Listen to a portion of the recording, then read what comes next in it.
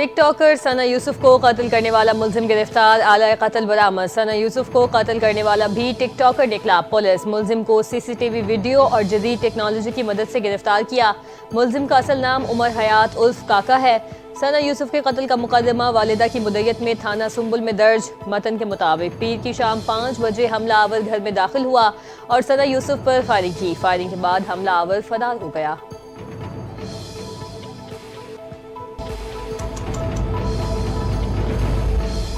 وزیر داخلہ محسن نقوی کا ٹک ٹاکر ثنا یوسف قتل کے ملزم کو گرفتار کرنے پر اسلام آباد پولیس کو خراج تحسین۔ گرفتار ملزم سے پولیس نے آلہ قتل بھی برآمد کر لیا۔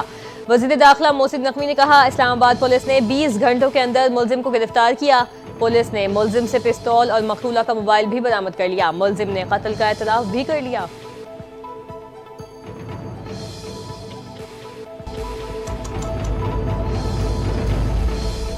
صدر مملکت آصف علی زرداری سے اسپیکر پنجاب اسمبلی ملک احمد خان کی ملاقات میں پنجاب اسمبلی میں قانون سازی سمیت پارلیمانی امور پر تبادلہ خیال ہوا۔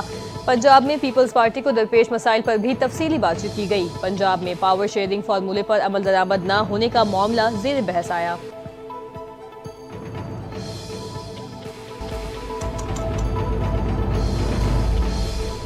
پاکستان اور آئی ایم ایف کے درمیان آج پھر مذاکرات ہوں گے۔ سیکرٹری خزانہ اور چیئرمین ایف بی آر پاکستانی مذاکراتی ٹیم میں ہوں گے۔ آج کا اجلاس طویل اور نتیجہ خیز ہونے کا امکان۔ پاکستان آئی ایم ایف کی طرف سے ٹیکس وصولیوں کے لیے ہدف میں کمی کا خواہاں۔ ذرائع کے مطابق آئی ایم ایف نے 14,300 ارب روپے ٹیکس وصولیوں کا ہدف مقرر کرنے کا کہہ دیا۔ آئی ایم ایف کا زرعی ان پٹ اور مشینری پر ٹیکس لگانے کا مطالبہ۔ آئی ایم ایف کا غیر ترقیاتی اخراجات میں خاطر خواہ کمی کا بھی مطالبہ۔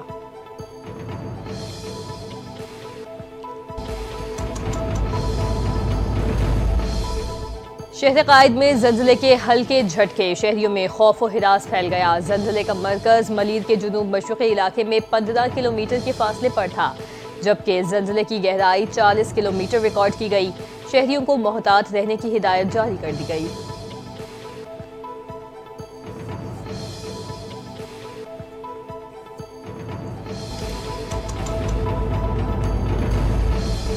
زلزلے کے دوران قیدی خوف کا شکار ہوئے۔ قیدیوں نے کہا، زلزلے کی وجہ سے ہمیں خوف ہے۔ زلزلے کے باعث قیدیوں نے بیرک کے دروازے کو دھکے دیے۔ سپرنٹینڈنٹ ملیر جیل ارشد شاہ کی میڈیا سے گفتگو، کہا، میں جائے وقوع پہنچا تو قیدیوں نے مجھ پر حملہ کر دیا۔ پولیس اہلکاروں نے مجھے قیدیوں سے بچایا، کسی کی کوتاہی نہیں۔ قیدی خوفزدہ ہوئے۔ 216 قیدی فرار ہوئے، 78 کو گرفتار کیا۔ دیگر قیدیوں کی تلاش جاری ہے۔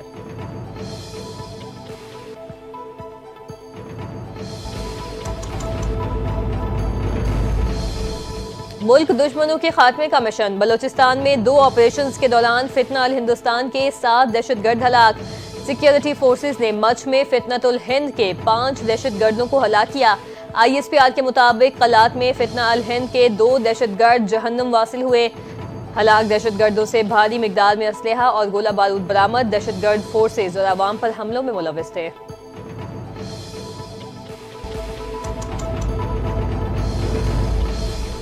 صدر اور وزیر اعظم کا بلوچستان میں کامیاب آپریشن پر سیکیورٹی فورسز کو خراج تحسین۔ فتنہ الہندوستان کے 7 دہشت گرد جہنم واصل کرنے پر سیکیورٹی فورسز کی تعریف۔ صدر مملکت نے کہا، بھارت اپنی پراکسیز کے ذریعے پاکستان میں دہشت گردی پھیلا رہا ہے۔ دہشت گردوں کے مکمل خاتمے تک سیکیورٹی فورسز کی کارروائیاں جاری رہیں گی۔ وزیر اعظم شہباز شریف بولے، دہشت گردی کے خاتمے تک جنگ جاری رہے گی۔ فتنہ الہندوستان کے عزائم ناکام بنانے کے لیے قوم افواج پاکستان کے ساتھ ہے۔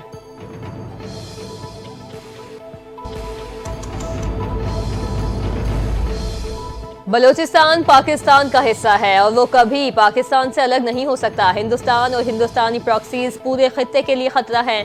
بلوچستان پاکستان کی معیشت اور معاشرت میں رچا بسا ہے۔ بلوچستان پاکستان کا سب سے امیر صوبہ بنے گا۔ D G I S P R Ahmed Sharif Chaudhry کی ہلال ٹاسک میں اساتذہ سے خصوصی گفتگو۔ ملک بھر سے 1950 سے زائد سینئر فیکلٹی ممبران نے شرکت کی۔ کہا، بھارت سے مکمل مالی معاونت حاصل ہے۔ بی ایل اے کی قیادت ہندوستان میں ہے۔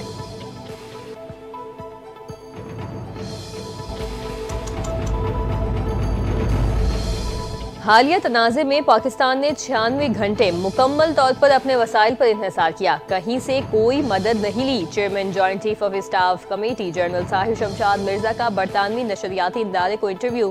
کہا، پاکستان نے جو آلات استعمال کیے وہ ایسے ہی ہیں جیسے بھارت کے پاس ہیں۔ پاکستان نے کچھ ساز و سامان دوسرے ممالک سے خریدا۔ حقیقی وقت میں پاکستان نے صرف اور صرف اندرونی صلاحیتوں پر انحصار کیا۔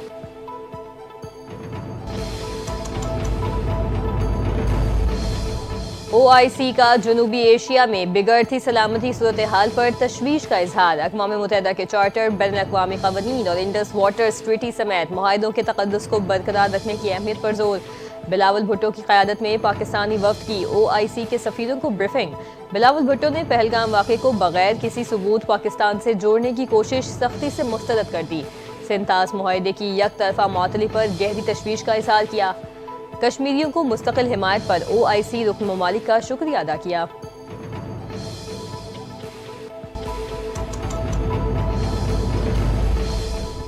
بلاول بھٹو کا جنگ بندی میں سہولت کاری پر امریکی صدر ٹرمپ سے اظہار تشکر۔ اقوام متحدہ میں امریکہ کی قائم مقام مستقل مندوب سے ملاقات۔ پہلگام حملے کے بعد کی صورتحال سے آگاہ کیا۔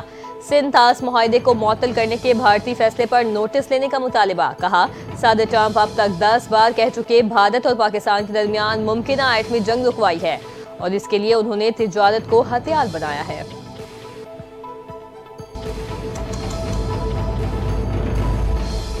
وزیر اعظم کی زیر صدارت دیامیر بھاشا ڈیم اور دیگر آبی وسائل سے متعلق اجلاس۔ وزیر اعظم کی دیامیر بھاشا ڈیم سمیت بڑے آبی منصوبوں کی فوری تکمیل کی ہدایت کر دیا۔ کہا، اجلاس سے خطاب کرتے ہوئے بولے، سیلاب کی روک تھام کے لیے نئے ڈیمز کی تعمیر ناگزیر ہے۔ معاشی خود انحصاری کا دارومدار سستی بجلی اور زراعت پر ہے۔ سٹوریج بڑھانے اور پانی کے مؤثر استعمال کی ضرورت ہے۔ ڈیم کی تعمیر میں حائل رکاوٹوں کو فوری حل کر کے منصوبہ جلد مکمل کیا جائے۔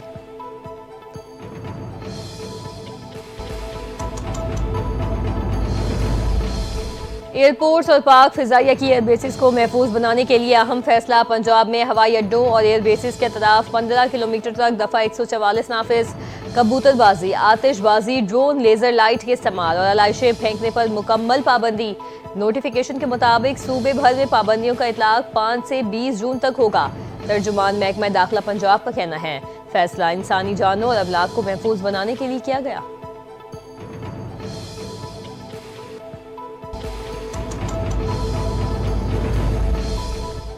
ڈیفنس واقعے کا مرکزی ملزم سلمان فاروقی کا 2 روزہ جسمانی ریمانڈ منظور۔ سٹی کورٹ میں نوجوان پر تشدد کے کیس کی سماعت ہوئی۔ پولیس نے سلمان فاروقی سمیت دیگر ملزمان کو عدالت پیش کیا۔ عدالت کا آئندہ سماعت پر مقدمے کی پیش رفت رپورٹ پیش کرنے کا حکم۔ نوجوان کو تشدد کو نشانہ بنانے کے واقعے میں ملوث مرکزی ملزم سمیت ملزمان کی تعداد 4 ہو گئی۔